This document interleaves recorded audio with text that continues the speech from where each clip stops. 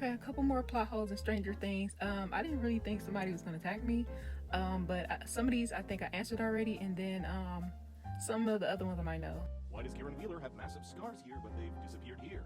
This might be a reach, but like you can probably say that it's lighting, because like you kind of see something going on right there, like some type of scar going on right there. It looks similar to the original scar, so like you can probably just say that's lighting. How did Max graduate when she was in a coma for a year and a half? Max got to graduate on time because she probably worked hard for it. The school probably worked with her because I feel like her graduating on time isn't such an impossible thing to begin with, especially when the school know that she was injured or whatever. So do what she had to do. Joyce and Hopper were friends with Henry Creel in 1959, yet never acknowledged their friend is Vecna. Wouldn't say they were friends. They knew he existed for like a split second. But they didn't see Vecna until late in the show. So how would they know? And even when they did finally see him, all they seen was a monster. They didn't see him in his human form. So they put two and two together later on, like after the attack and stuff, off screen. What happened to Dr. K? What happened to all those pregnant women in the Upside Down? Dr. K fled. She got away. Most likely she's still looking for another 11, if not still looking for 11, even though 11 died. The pregnant women were already dying. So when the Upside Down went away, they also went away. They didn't survive that. Did the rest of the Turnbow family survive their drug pie? I'm pretty sure they survived the drug pie, even though we never really see them again because it wasn't important to the plot, but I'm pretty sure. Why are leaves falling when graduation is censored? I'm not gonna lie, I didn't peep any leaves falling. If they were falling, then I guess that's what happened. Like a couple leaves or two just fall sometimes. How come there's no scar from Henry's gunshot wound he got as a child? So apparently he doesn't have any gunshot wounds because basically him being connected to the mind flayer, his memory isn't all there.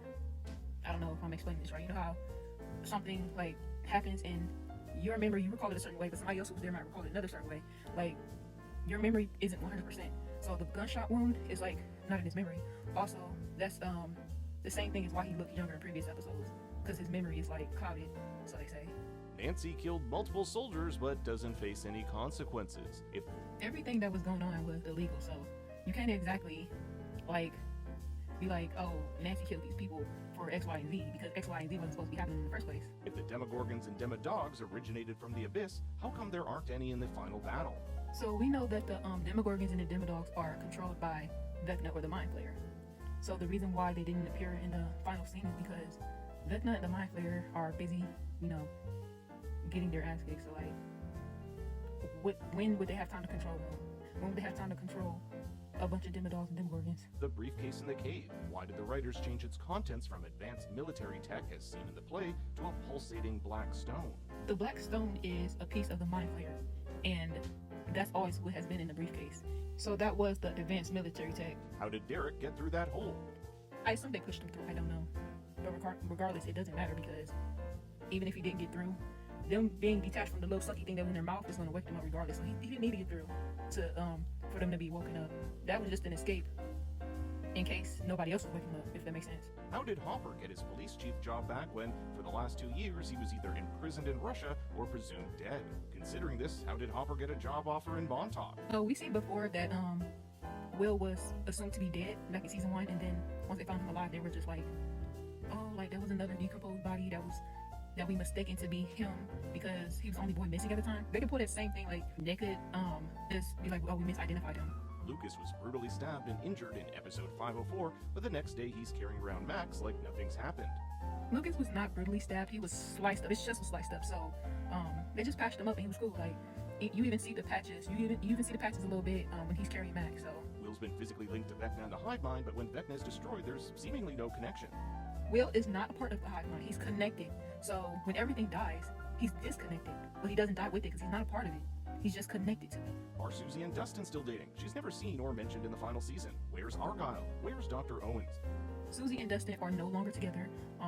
All that was cut in the 4th season. Her dad cut communication once he found out that she changed the grade for him. Also, he never approved in the first place. So all that is cut. Argyle lives in California. Dr. Owens fled. Are Robin and Vicky still together? Is Mr. Clark still banging the librarian? What happened to Murray? In my opinion, Vicky and what was her name? Robin. Vicky and Robin broke up because that's what it seems like Robin hinted at. But the writer said it's up to you to decide, the audience. They want y'all to decide if Robin broke up with her, or either Robin was just frustrated with her and they're still together. In my opinion, they broke up. They're not together anymore. Mr. Clark's and Murray's plot was not that, like, they weren't big enough for us to get like an update on them, but we know they're still alive. Max sees young Joyce in Henry's memories, but never confronts her about it. So when they did the plan to attack Vecna, Max had just woken up. Like, when would she have time to have a conversation about that? In early seasons, the Upside Down was depicted as having no liquid, yet somehow enough water is found to fill this tank. I feel like the water was brought to the Upside Down, seeing that there's a big, huge gate, and the military, you know, is coming and leaving as they go, and they literally built the whole lab and brought their own like equipment to the lab. We can assume that they brought the water too, or they brought in something that connects the water from the real world to the Upside Down. Will recalls visiting Melvold's general store for milkshakes, yet milkshakes are only shown sold there in the stage play over 25 years earlier. I mean, the milkshake place could still be there 25 years later. If Eleven's death was an illusion generated by Colley, how did she maintain it when it was the lab where she was last seen that exploded first?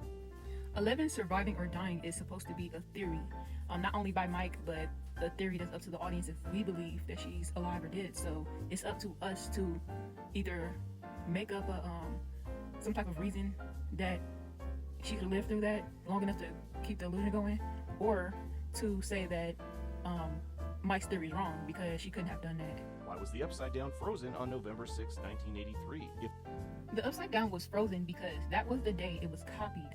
So that day that the Upside Down was created, that was the day it was an exact copy of Hawkins. So after it was copied already, it can no longer update what was in the original world because, you know, it had been created already. It's not a world that's mirroring that world to where like it's updating everything that's going on. Like it created what was happening on the night, and that's it. the Upside Down's frozen, how come Will can see the Christmas lights and letters which were purchased and hung up after that date? From season 4, we can see that wherever light is in the original world, like you can like play around with your hands and see like little sparkles and stuff.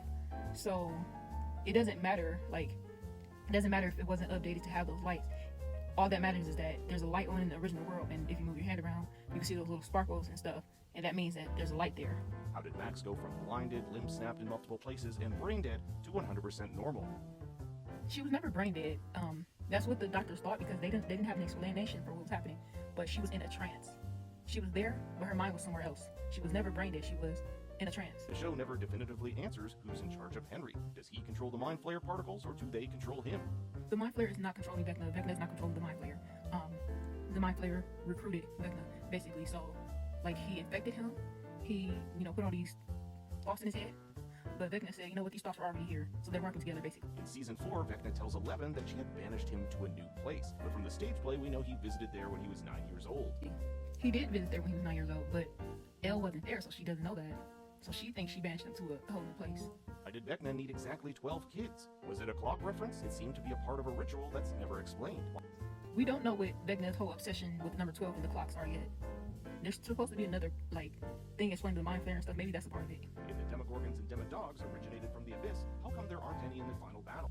There were probably none around because Vecna didn't bring them around. As we can see, he wasn't controlling them, so there just wasn't any around. The attack on Hawkins was covered up as an earthquake, but thousands of Hawkins residents, including military personnel, saw the monsters. I mean, the military, they already know what's going on. Like, they know they're working to cover something up. As for residents, who's gonna believe them? How did Elle get into high school with no social security number or elementary education? We literally seen Dr. Owens give Hopper a new birth certificate with Jane's name and her new last name Hopper. So I'm pretty sure he helped out with the social security and getting her to the right grade that she needed to be in. Because Hopper was asking him for help and telling him to cover up her living his normal life and stuff. And we know he has a lot of power, so we could assume that he did all that, especially seeing that he gave Hopper the birth certificate. How does Joyce afford to move the entire family to California on a retail worker's salary? Her son did fall victim to a lab accident where he almost died, so she probably got some hush money, maybe. How come they didn't try using the military sound emitters against Vecna? One, Henry was a more powerful being than Elle, and especially Callie, so maybe it wouldn't have worked on him. But also, I don't think they were focused on Henry at all. They were like, if we catch you, we catch you.